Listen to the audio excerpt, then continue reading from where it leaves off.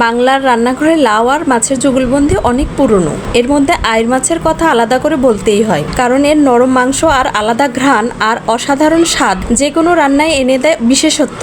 আর যখন এই মাছের সাথে মিলে যায় টাটকা লাউ, তখন সেই ঝোল হয়ে ওঠে ভাতের সেরা সঙ্গী। কড়াইয়ের তেলে পেঁয়াজ কুচি, কাঁচামরিচ বাদামি রং ধারণ করলে এক এক করে সব ধরনের মশলা তেলে ভেজে পানি দিয়ে কষিয়ে নিব।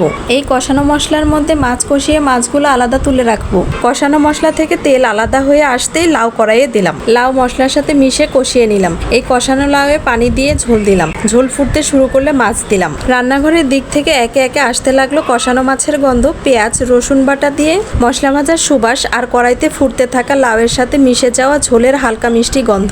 মাছ দেওয়ার পর ঝোল ফুটে গাঢ় হয়ে আসলে চুলা থেকে নামিয়ে নিলাম। লাউ দিয়ে আইড় মাছের ঝোলের একটা আলাদা বৈশিষ্ট্য হলো এটা খেতে একদম হালকা। আইড় মাছের হাড় কম এবং মাংস বেশি, ফলে খাওয়ার গতি এমন হয়ে যায় যে ভাতের থালা কয়েক মিনিটেই খালি হয়ে যায়।